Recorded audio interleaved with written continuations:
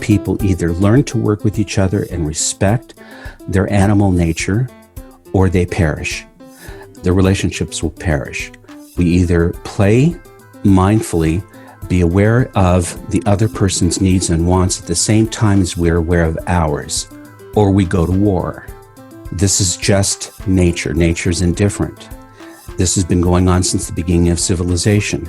Two warring factions, they decide, let's not do that anymore. Let's find some commonalities. Let's come up with social contracts that ensure everyone to be safe and protected and to be able to thrive and prosper. Let's do that. And we'll govern in a certain way, and we'll have to put rules in place to keep people from doing bad things.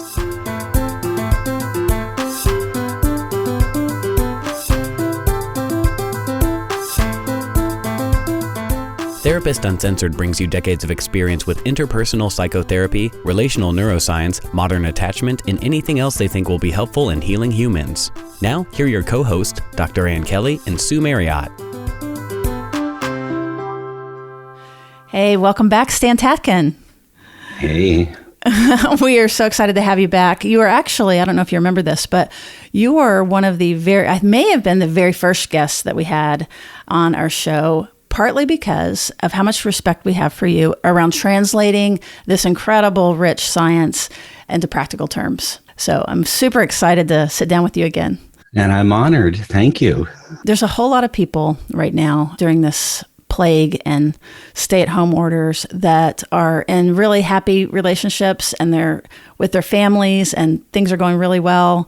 But even then, when you're stuck with people as human animals, right, the stress happens. But particularly folks that, find themselves in painful relationships, things are being exposed now about, what is wrong in the relationship. So I was hoping that we could talk, you could share your thoughts about when you're in a couple, and particularly in a couple in strain, a couple that is having some trouble. Can you give us some guidance about, what are the most important things that you think about? It's a big outline question, but... Sure. Well, one of the things that this COVID-19 is teaching us is that we have an existential threat around us, right? You have an existential threat. It was 9/11 at one point, then it was nuclear war, and then it was war, and then perhaps a terrorist attack. Here it's a pandemic, right? And a pandemic has been anticipated for decades, right? This kind of pandemic. Mm-hmm. So, yeah, we're all taken by surprise. It's really awful. It's scary, like all existential threats. And yet, it's very difficult to get people to see that this is always the case, that this one is here now and reminds us of our mortality and restricts and changes our lives to where we have to adapt. And that causes, what Jean Piaget calls disequilibrium. So we're disequilibrated, and life is a daily adaptation. In some measure, that seems at moments surreal and bizarre. Walking outside and seeing more neighbors than you're accustomed to, but everyone has masks on and walks across the street, and don't touch my dog because it might get on me. And so there's all these nice things and strange things that still, the world is off its axis a bit. And this kind of reinforces something I've been trying to get across to couples, and that is, why be a couple? What's the point of your relationship? Why do it? And you can't use love as a reason. You can't use your children as the reason. Why are you a couple? Who or what do you serve? And what greater purpose is there that shared meaning that you give to this union other than just two people sort of banging along every day? I've noticed that very few of us ever think about our shared purposes or our shared mythologies. We have an existential threat, and whenever we have an existential threat, things happen. People will break up right away. They decide they've been on the fence and they're going to divorce. They decide they're going to get married. They're going to move in with someone, commit to someone. Maybe they're going to have babies. So whatever the crisis is, we tend to see these decisions that seem rather rash, but people are existentially threatened. Their lives are threatened. There's an unknown. People are scared. And life is now short. Even though there's always been an existential threat, and we tend to go to sleep with this, at least in our neck of the woods, our culture. And this then leads to taking things for granted and doing things that the human mind tends to do, like going into automation. We're mostly automatic about 98% of the day, using cheap memory as a way to move around through the day and get things done. This is energy conserving. It's a necessary sort of limiting of the brain. So when you say cheap energy, can you say what you mean by that? But cheap energy meaning we're using subcortical regions to employ something called procedural memory, body memory, and a kind of memory that's even faster than that called recognition.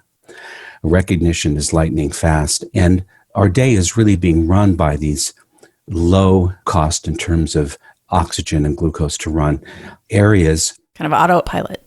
Autopilot, right, via memory, and saving our resources for things that we have to do that are energy expending. And one of those things we have to do that's energy expending is deal with novelty. And that starts with anything new, including our partners. So I meet you, Sue, you're novel, and I pay a lot of attention to you.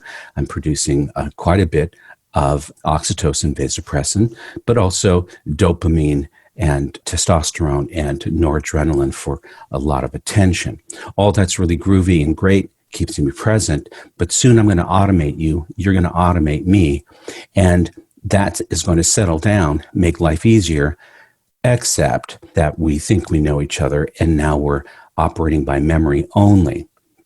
Now, this creates a series of problems, one of which has to do with the nature of adult attachment, pair bonding, and that is we pick each other by recognition and familiarity. Therefore, the person we pick is going to likely play a proxy for everyone and every experience I've ever had, good or bad, in my life. And you're going to be that person for me. That's good news and bad news. In fact, everything I'm saying right now has a feature to it and a bug to it, right? Feature set, a bug set. And so we take each other for granted. We operate by memory. We're making tremendous errors of communication and perception and appraisal at any given time. That's a problem. And then let's add to this the Homo sapien, which is by nature aggressive and warlike, fickle, moody, always aware of what's missing, what I don't have, comparing and contrasting this to that, and sometimes can be wanting, opportunistic, looking for shiny objects, right? What could possibly go wrong, right, in relationships? Well, everything when involving the human primate. So here we are, our nature state, which is unpleasant and unreliable, in a world that is actually quite threatening. And we're flighty animals here, flighty and fickle and moody. So how do we pair bond? At any time, not just a time when we have to cloister together, huddle together to keep each other safe, but how do we do that all the time? And whether we're talking about attachment or personality disorders or brain injury or psychiatric problems, all people have to do this in order to survive. We're pack animals, right? Interactional beasts. We're social creatures. We don't do well by ourselves, with some outliers. It may be so, but most of us don't, right? We're clingy, dependent animals. And we are built to interdepend on another person, at least, to serve a vision, a purpose, a shared purpose. Maybe it's to survive. Maybe it's to survive and thrive. And so we guarantee each other certain things based on being completely different people, different brains, never being on the same page at once, but approximating each other's mind. That's good. And so we're differentiated, shared power in a conditional pay-to-play relationship where We are offering each other something that the world can't offer. We're pledging to that offer and to staying to the agreements that we make. We form our culture, our sigil, what our flag will say. This is our fiefdom. We may have a song, we may have a flag, we may have a motto, we may have a mission statement, we may have anything, but we have a shared vision and a shared purpose for being together. It's not about love. This is why we do this, and this is why we don't do something else. So I've established a hierarchy here. Whether we're dealing with personalities of any kind, all people have to come together and have some meaning that they share as to why they're going through this, because people are burdens. People are difficult. Right. And I like that you said earlier that a lot of times we're not conscious of what this value is and what this meaning is. And that's part of what you're saying is you'd like to draw attention to that. Very much. Love is simply not enough. Love, like other feelings, is too ephemeral. It comes and goes. It is fleeting. All thoughts and feelings are fleeting. Only purpose, a stated purpose with a vision and a goal, a direction, is what remains consistent over time. That can shift too, but not nearly like urges and impulses. And so we have to have that. You're kind of talking about organizing principles. Organizing principles. Right. So that then when when you're in this labile affective states, that you have your bowling lanes set up. We have to. Otherwise, we're going to step on the other person's toes. We're going to cross over into their lane. We're going to do something that's unfair or unjust or insensitive. And I imagine most people don't know what their bowling lanes are, as far as their organizing principle as a couple or as a family. No, they don't. It's ad hoc. They make it up as they go, and they use it from the point of view of the insecure model. The insecure model is, it's my way, it's good for me, and if it's not good for you, I'm sorry, but that's the way it goes. So insecure models are pro-self, not pro-relationship by definition. Always pro-self. That's an adaptation to environment. Ivan Bozer-Menyanaj wrote about this at great length when writing about invisible loyalties in families and how injustices are simply recorded like a ledger and are acted out to society, all the injustices from the family. Secure and insecure attachment, the same thing.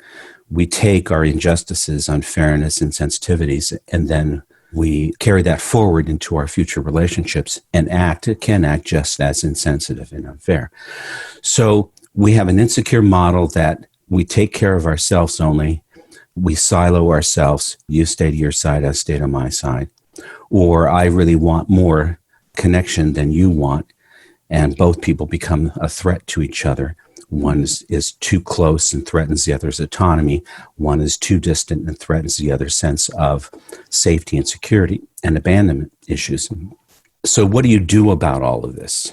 What I'm arguing today is that every couple has a duty. It's not a luxury. It's a necessity to come together as two adults, as two policymakers, design their own ethic, their own ethos, their own kingdom or queendom. This is how we are. This is how we roll interpersonally, socially, emotionally, and this is what we don't do. Jewish ethical wills, by the way, historically used to be part of what parents would hand down to their children. This is how we comport ourselves socially, emotionally in the world. This is what we expect you to do. This is part of our family ethos. Can you give some examples of this? We protect each other in public and private. Our relationship always comes first. We do support each other to perform well, to be as good as one can be, but never at the cost of the relationship. If there is a breach in our relationship, if I do you harm or you feel I have, then I cannot go very long without going to you to try to fix that, because the relationship comes first. I cannot tolerate, none of us in the family can tolerate a breach in a relationship. We feel it as not being able to breathe right. It is, in fact, an existential threat for the human primate to not know whether or not this relationship will exist tomorrow. It's a major error that humans will make when using that as a bargaining chip to threaten the relationship. It is not to be toyed with. Just like tomorrow I may kill you will cause as many symptoms as tomorrow I may not be here. It wreaks havoc with us. And there are a lot of ways to take care of this so it doesn't happen. But my point is, without you and I talking about why we're doing this, who and what do we serve, what is something that's greater than you or I, because we're going to be animals and we're moving through time and life is unpredictable. But one thing that is predictable is that we're not reliable. So what can we build in? What do we believe in more than ourselves that we can serve, that holds us to task and that points us in the same direction? Then, first of all, you and I may find out we disagree wholeheartedly on certain big ticket items. Yeah, it's like what's the North Star? We're paddling towards it, but we have to agree on whatever we're paddling towards. Yeah, and I'm saying, no, I'm going west. So right. I always wanted to go west. Well, now the average couple will say, okay, let's just stay here for a while. Let's build a house and we'll decide later which will go north or west. Okay. And to translate that, into very real married monogamous couple, that one person begins to hear about all of these options that they have missed out on, and they come to a point where their need is to explore other sexual relationships. So just to ground it in something that is... So let's take that one. That one never comes up. One person wants monogamous, full monogamy. The other person, not so much. So let's make it more realistic. The other person, I'll do it. I'll do it for a while, but no promises. So I like the idea of someday experimenting with you, without you, maybe polyamory. I don't know. I just like the idea. The idea of never being able to do that doesn't suit me. So for now, yeah, I'm on board with you. Okay. Deal or no deal. And that's what we're getting to. Deal or no deal. So here's the problem. The couples that I see have made bargains that they never should have made with each other, simply because breaking up is very hard to do. And we are attachment animals. Once we attach to somebody, a puppy or kitten or a kid or a human adult, it's kind of hard to get rid of them. And so it's not uncommon for you to say, I always wanted children. And I say, I never want children. And we see the end of our relationship ahead of us. And one of us says, let's buy a house and get married. Okay. And we kick the can down the road for another day. Right. I'll change your mind eventually. Yes, right. And this may be one reason why couples won't futurize. They won't, in the beginning, start to envision, this is who I am. This is who you are. Let's build something that accommodates who we are. That's special for us. What do we want? And I think people are afraid because they're afraid they're going to get to a deal breaker and that will be the end of things. So they opt for ignoring it. Yeah, kind of dissociating it or compartmentalizing it. Yeah. And it always causes a problem. Let's say this is what we would call a shared principle of governance. We know why we're going to be together. We know what we're about. We have our flag, our motto. We're pointing in the same direction. We know as a couple where we want to be in 5 years. That's groovy. But here we get to, now what are our guardrails? What are our rules, our principles, our declaration of interdependence? I believe in full transparency. I believe the left hand should know what the right hand is doing at all times. And I think it's a much better deal and less energy expending for us to be ourselves and to say what's true rather than worry about whether we'll get in trouble or not. What say you? And you say, well, I see your point, and that sounds good. I don't think it's a great idea to have full transparency. I think we should be able to have secrets of our own, little private areas that are our own. I'm very sensitive to enmeshment ideas, and I just don't think it's a good idea, right? Okay, so what we have here is an honest disagreement. Neither are right, neither are wrong. In secure functioning, we don't care what their agreements are, so long as they can defend their agreements as serving a personal good and a mutual good. If they can do that, God bless them. But here we have a difference. One person says, absolutely, that's important. The other person says, not absolutely. And this is a deal breaker until it isn't. And this is what couples must do if they want a mature, long-running relationship. The only relationships that will last a lifetime are ones that where partners vow, absolutely, to operate according to principles of fairness and justice, sensitivity, that they commit to being fully collaborative and cooperative, and that they are there to move together by bargaining, negotiating, by creating win-win outcomes whereby they move together after creating those agreements. There's nothing to look back on. There's no litigating the past. There's no memory of unfairness.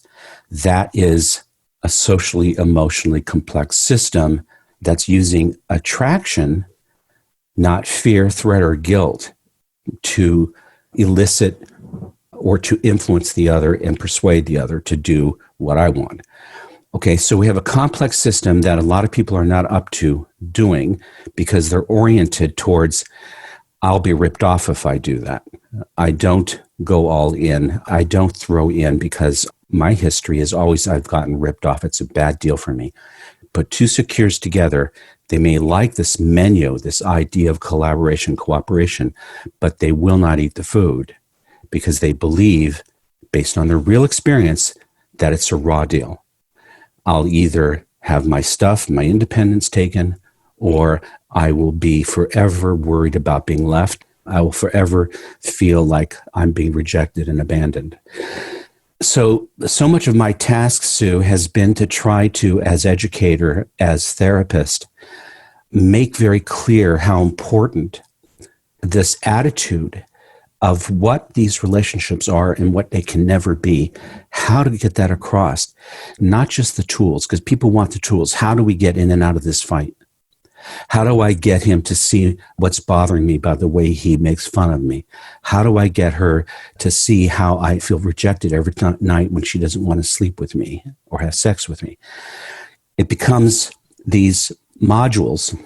And in my line of work, Sue, we know now that all problems with couples and primaries, all problems exist in the interactions. They're not the content areas ever. These interactions we can see by breaking it down frame by frame, by studying digital video and doing macro analysis, microanalysis. We can see that these errors in their interactions repeat in everything they do. So going back to COVID and couples being stuck together, right? So one person feels more comfortable bringing in a babysitter because, they need help. The other person says, how could you risk our children?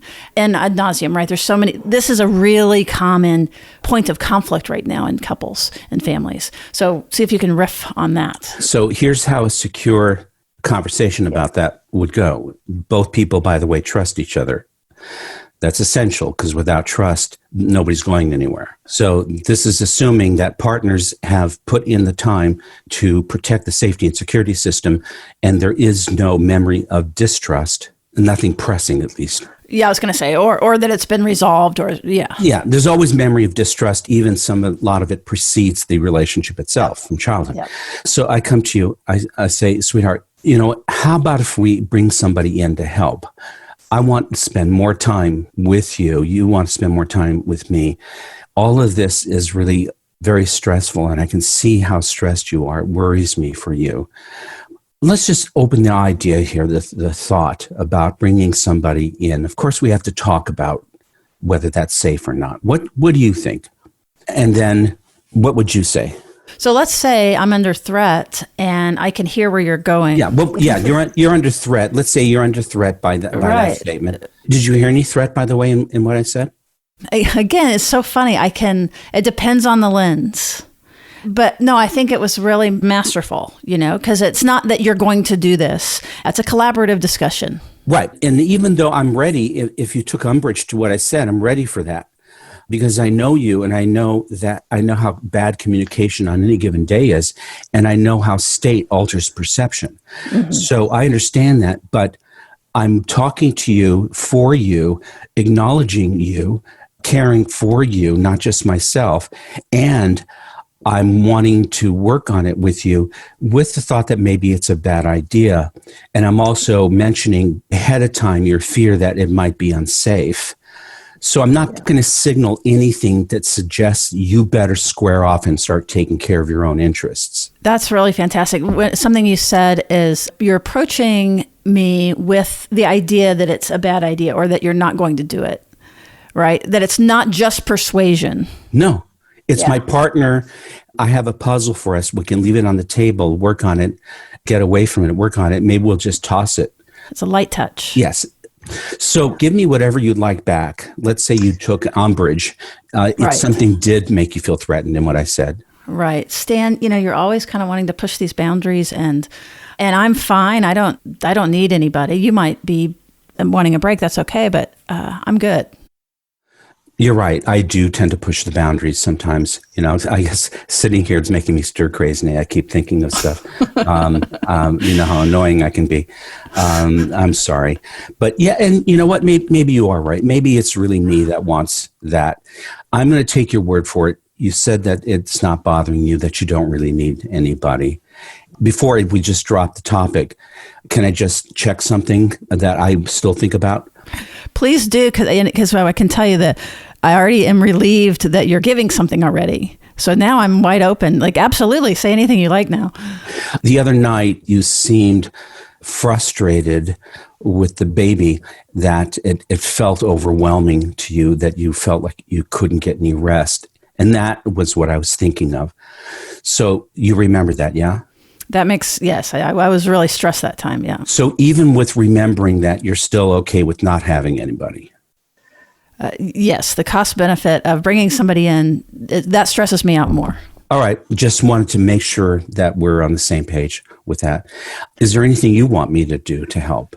No, but now I'm worried about you, that it does seem like that you could use a break. And no, I'm good. You know what? We're so close together. We're tied together. So where you go, I go. If you're under stress, then I worry for you. So thank you for being worried for me. No, I'm good. I'm really good. I'm so happy we're here. All right. So let's do something else. Let's table that. Actually, I think in doing that, there were a couple of really subtle statements that you made that you're signaling safety. Like, even when I said that I'm good, I think it's you, you were like, oh yeah, that might be the case. I'm open to that. So that's masterful. That's not unheard of, because we're friends and because we've not accrued anything that would suggest, I don't have evidence that you've tried to blame me unfairly, or that you have made up stories in your head without checking with me, or that I have made you do things before without checking with you and without any remorse. We've not done those things. And if we have done those things, this would be even more important, because that's the way back to safety and security. So yeah, I'm thinking about, and this is where it's so hard with clients, Sue, because we're both in the same boat here, is how to convey the idea that what we do moment by moment, the decisions we make that are automatic, are really coming not from habit, but they're coming from an idea, a theory, a culture that says that's what I do when this happens. If I'm under stress, I do this. I say this. I'm operating under an idea. The idea of secure functioning is a whole different idea of I'm in your care and you're in my care. I have to know you. I have to be a master at handling you in the good way. Kind of bringing out the best of me. Yes, I know exactly. I can predict you. I know what 1 or 2, 3 things that really hurt you, the trauma areas. I know what to do not to step into them. And if I do, I know how to fix that. I know how to protect you. I know how to get you to move around and do things by using attraction, persuasion, seduction, bargaining. never fear, threat, or guilt. So I'm operating under an idea that we share, and that gives me a sense of being able to improvise. And I know when I'm outside of that structure we built. Right. So can we do that, just since we have that example on the table? A couple that have been married a long time, they're kind of okay, but they've got some of the stored up stuff. You actually really you want to work. You aren't that interested in me, but the kids are driving you crazy and you really want this thing. And there is I don't know, I'm trying to be I'm trying to be realistic of people listening, because I can imagine people going, yeah, that sounds great, but that's not what my partner would say, Right. If we understand the system we're in, the system that we're creating, that informs us what we can and cannot do. Unfortunately, because we become deep family as partners, like family, I feel like I can say whatever I want. You're family. Your approach had so much power, so that even as someone's listening and they're thinking, oh, my partner wouldn't do that, to actually take these suggestions, because it will change the whole dance, so that you actually have a lot of power, even just the individual person. It's real power. Yes, it's very powerful. So I'm sorry, go ahead. But it's real power because you and I are bosses. You and I share power. We're the big kahunas. We're the leaders of the world. We lead everyone, including each other. Right? We govern everyone, including each other. We have to be good. Otherwise, everyone is going to suffer. So it's our job to commit to, let's make this relationship as easy as possible. Let's ensure each other's safety and security at every moment. Let's do these things that are highly expensive because we can. Yeah, it's not autopilot. Yeah. Nobody else will make that agreement. Quid pro quo, we both stand to lose the same things. Under that idea, we're operating differently than if we have no idea. No, and I think many people don't. They haven't thought about this. They do have the idea that they grew up with. And the idea is too unfair and too insensitive. Right. And it might not even be, they might not know they have the idea. It's just kind of baked in. So, we're talking to a therapist outside of us, Sue, and I'm telling the therapist and you, Sue, I may not even be nice enough to look at you, Sue, as I'm complaining about you. And, last night the baby was crying and you were upset because you don't have any help. And I keep telling you, Sue, we can get you help. We have the money and you just refuse to do it. And I think you're just trying to use that as a way to distance me and to keep me out of the bed. And furthermore, I saw your mother do that with your father. I saw your mother, push your father away, and your mother made you the golden child, and you yourself said you were a pain in the ass. And I feel like we're doing your family. And I'm being pushed out. And even now, when you're doing this, the way you're looking at me seems like you're just mocking me. This is what I deal with all the time. I just can't even, I don't know what to do. If we were to break down what you just said, there's how many digs and potential fire points? Because I'm threatened. Yes. Well, you're threatened, and then unintentionally, or maybe intentionally, but unintentionally, because you're threatened and you've got your prickles out, you're coming across threateningly. Yes. People who are threatened will threaten. People who are helpless become very aggressive. And so it's all about fear and threat. It's all about fear and threat. So people who are helpless become aggressive. People who are helpless will be aggressive because they have no other way of engaging. There's, people who are distancing are never themselves in a relationship because they can't engage. They have to engage outside of the relationship. They can't be themselves in the relationship. They have no boundaries. So that makes them secretive, avoidant, dismissive, attacking, or just running away. And so we have all these people that come to the table with their ideas about relationship, and then they act this way to protect themselves, which then is perceived as threatening to the other, and now you're off and running. So let's say that I came at you and said everything that you just said to me, and can you give us some structure around how to de-escalate the situation, how to move more towards security? So I just did this.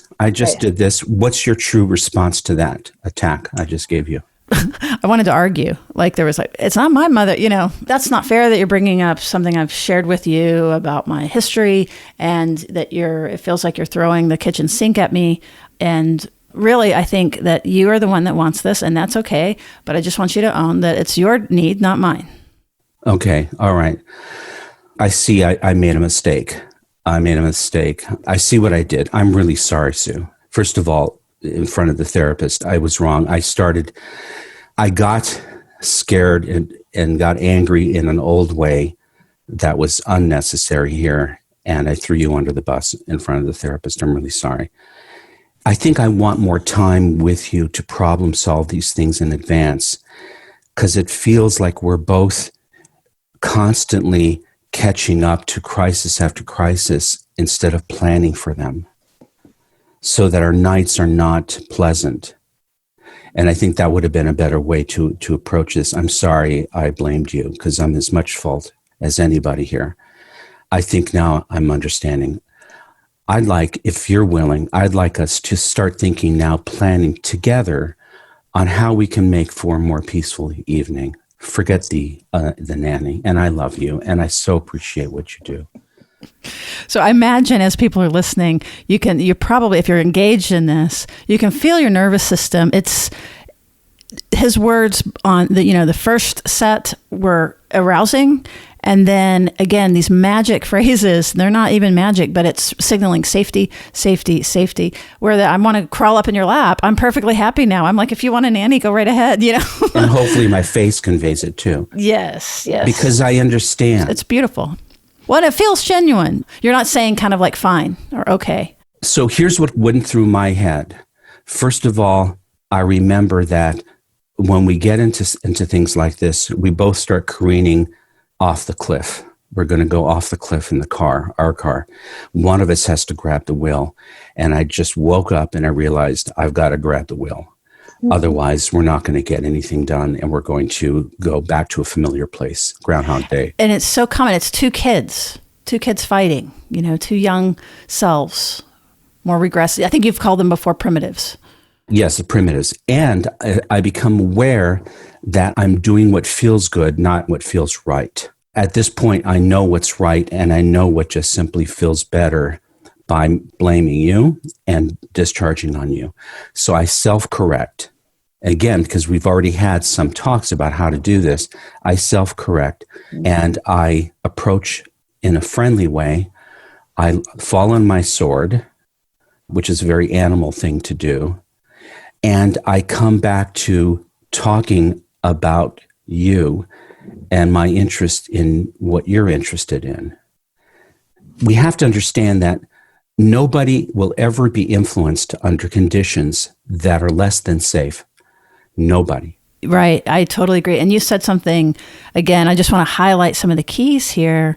Two things that I noticed. One is you said, I self-corrected, which is true, because I also could have, because that I know you and I know, that you're like, I could have also helped you versus you having to self-correct. And that's the beauty of couples, because only one needs to remember, and that changes the trajectory. That's only right. one. That's and right. So if I were the therapist, Sue, I would take the scene and I would take the Stan character and I would take the Sue character, and I would work with one of you at a time, and I'd make the Stan character worse and worse and worse for you, and get you activated, and then say, okay, Sue, what are you going to do right now to de-escalate this? What are you going to do right now? So that you practice how to deal with the Stan animal, the animal you picked, because it always comes down to competence. I don't like you because I'm incompetent with you. I don't know how you work. So we'll do that, and then we'll go in the other direction and make the Sue character as difficult for the Stan character, make her worse and worse. Stan has to come up with at least 3 different ways of changing the trajectory. It's state-dependent learning. It's all state-dependent, because what we're dealing with is memory-driven state and state-driven memory. Your audience should remember this formula. State drives memory. Memory drives state constantly. And state alters perception like a funhouse mirror. If my state changes, what I see, smell, taste, touch, hear is radically altered. That's what we're dealing with. Mm-hmm. Communication that on any given day is terrible. We're mostly misunderstanding each other. Our memory is coming into play and driving a state of mind. And that's altering how I see your face, listen to your words. That's what we're dealing with universally with the human animal. So only 2 people being accountable for changing a trajectory can do this. One person can't. Well, I really like and want to highlight the point of it's about us learning when we're dysregulated and we're offended and our cortisol's up. It's about us learning both to catch the wheel, as you said, like having a body memory of our competence to be able to regulate them as well, which is really different than just, you need to behave or else. So in this game, Sue, my job is to regulate you. Your job is to regulate me. That's not codependency, that's interdependency. It's called co-regulation.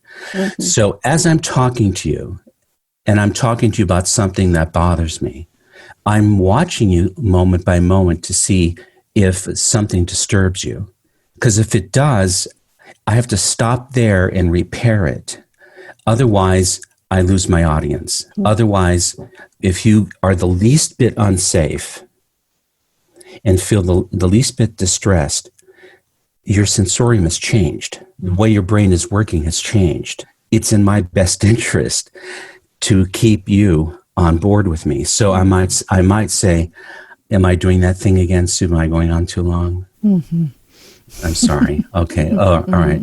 I'm going to yield the floor to you. Mm-hmm. So I know you. I know my impact on you. As I move and talk, I am ensuring that you are okay. Because if you're not okay, I walk away with nothing. Well, that was the other one that I was going to point out that you did. You said this earlier of part of how you caught the wheel and you shifted was that you went back to me and you began to attend to me, which I felt. And then again, like you're saying, then shift changes and perception changes. And all of a sudden you're a good guy and I'm open again. So that was a really important. So like, I guess in the heat of it, one to do would be to shift. If you don't know what to do, to shift into the memory of what Stan is talking about, which is to take care of the other person. I actually want to talk to you about this problem that we have, I think, as therapists. I think therapists have to do the same thing that I'm saying couples have to do. We have to have a big idea under which we operate. Mine is secure functioning, shared power, fair, just, sensitive, full collaboration, full cooperation, pay to play, fully conditional, based on the agreements that we make and the terms that we bring to the table. That has to be there. That has to be there or it's mayhem. And pay to play means what? Pay to play means that only in childhood is there such a thing as unconditional love. In adulthood, it's all conditional. Yeah, there's no tenure. There's no tenure. It's conditional. That's not a bad thing. Actually, the best thing about it is that we're more accountable to each other because it is conditional, and pay to play means that if we really think about all that we could do together, we should be doing things for each other on a day-to-day basis that nobody would ever want to do unless they got paid a lot of money. It's an expensive unit. If I break it, I fix it. If I do something to betray our trust, I have to pay a lot, and maybe that even won't get me in. I have to pay a lot to get back in. No, I like the currency. And an association I just had, going back to the therapists, is many of us have had to move online. Well, some people do work online anyway, but those of us who typically work live. So as a group therapist, I've also moved my groups online. And it has been really, really difficult. And because the frame is completely changed and there is this, you can make an argument, this isn't what I signed up for. And so I've gotten a little bit like thrown around like, wait a minute, like, should we not do, you know what I mean? I've really reeled. But the way that I applied what you're saying is like, hang on a minute, guiding principles. We're in this is, the groups are going to just go on, and all the reactions that people are having are just the group reaction. And we're going to, and for my role anyway, it's a principle of like, I'm going to show up, I'm going to be honest. It's not the same as it was. I'm transparent about, I'm in it with you. This is crazy. But that's how I applied it, was like really thinking about, okay, that's the North Star. When we're thrown off, when there's a trauma like this, we're thrown off. And that's the purpose of it, is to guide us in the dark when we don't know. Is that kind of where you were going with that? Yes. I also think necessity is the mother of invention. I'm with you. There have been some days I sat here and I thought, I don't want to do this anymore. These people need a therapist. I'm terrified here. I'm back to knowing nothing again. I'm having to work in this sharp learning curve, but I'm still enjoying it, which tells me something. So that I'm learning, right? It's stressful. But it does make it more urgent that I keep my focus, that I know where I'm pointing. I know where I expect them to go. I have high expectations and I provide a lot of support. Yeah. But it feels more urgent these days to hold them in place and to get them to think this way and to work this way. Otherwise, they won't make it. They won't make it. We don't have the time to do a lot of analysis because one of them is going to do something stupid and they're not going to make it. Right. So this is really about the therapist expecting in every way with clear, coherent vision of where they must go in order to survive and thrive. There's only one way, not because I say so, but years of study of the human being and how civilization works and how attachment works, neurobiology, all of that leads to one inescapable thing. And that is people either learn to work with each other and respect their animal nature, or they perish. The relationships will perish. We either play mindfully, be aware of the other person's needs and wants at the same time as we're aware of ours, or we go to war. This is just nature. Nature's indifferent. This has been going on since the beginning of civilization.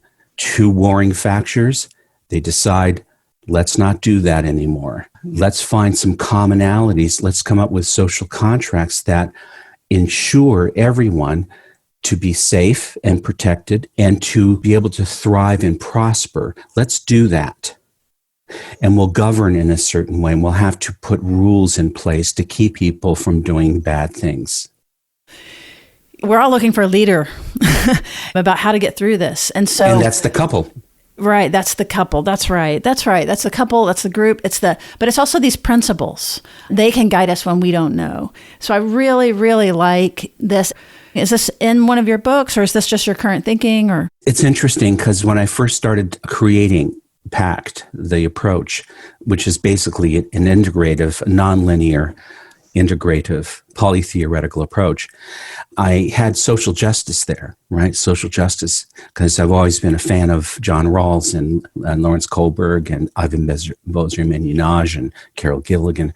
I've always thought that this is a missing piece, fairness and justice. And now it's gone from sort of the bastard child of PACT to the most important. So the next book I write is basically, it won't be the title because the title is now taken, Love is Not Enough. We have to focus on purpose. There's not a better time to be even talking about this. We're all kind of thrown in, our familiar, the automation has been messed with. So it's a really good time for everyone listening to think about purpose within your family, purpose with your primary. It's really, really inspiring. I really appreciate you bringing this to us. And the fact that at any time, this is part of our automation is we think everything's permanent. We're in a dream. Our partner could die today. And did we say what we wanted to say? Did we make that time with them precious? Were we fully present and attentive? Yes, it brings us right back to the immediacy and the moment. So this is a good time for all of us, therapists, to really sort of use this fear as a way to get people to finally grow up. To have the guiding principles of secure functioning, whether it be your organization or what have you, even if your bank account has dropped, these different kinds of threats, that when it's tied to what's the meaning and purpose, that's the way through it for sure. So this is incredible. So can you let everybody know where to find you and what you would like to point them to? Thank you. We have the PACT Institute, the PACT, P-A-C-T Institute. Which stands for Psychobiological Approach to Couple Therapy. which can actually be applied to individual therapy because you're Absolutely. a couple. And there you'll find training programs. We train all over the world right now through the internet, but we're training in person also when this passes. And also we do couple retreats throughout this country. Most of those have been tabled for the time being, but we'll probably do them online, and we do them out of the country as well. Those are fabulous retreats that are really off of the second book, Wired for Love. The new book, We Do, which is from Sounds True. It's the latest and greatest, I think. And there are 2 more books coming out as I grow, and I'm moving much more towards this idea of the big idea and then the little ideas that hang on it. How do you work together? How do you deal with conflict? How do you co-regulate? That's fantastic. I can't wait for it to come out. And for those of you that are considering training with Stan, I would really recommend it. I think he's a fantastic trainer. He has a lot of new things. He keeps people up to date. He's challenging. It's a little different. And those that have been trained by him, you kind of stand out in the community because you work a little differently. And that can help you with referrals. It can help you with peer respect and things like that. So you're saying the We Do would be, if people aren't familiar with you, to go to We Do. I think We Do is good. It's a good primer on all the things about getting married or committed in a relationship, including vetting, including scanning for deal breakers and not letting them go. There's a lot in it, including also child rearing. Oh, and there's another book I'm working with a former student of mine called Baby Bomb, working with the couple, with the first baby, keeping them a couple, focused on the couple. Fantastic. Oh, that is really great. That is really great. And one of your books that I recommend a lot is Your Brain on Love. People find it so accessible, and I get, even if I'm working with the individual, I'll get them to bring it to their partner and, do it together. And it's just fantastic. It really speeds up the therapy, really, really done so much for everybody. And, just have a lot of respect. Thank you. And as I do for you. You've done some great work in bringing people together and educating people. Yeah, thank you. And I really love that we have a format, have a mic to be able to get this out to the world for people who, outside of the echo chamber, who can be introduced to this for the first time. So that's really cool. Okay, well, let's stay in touch. And thank you so much for coming on.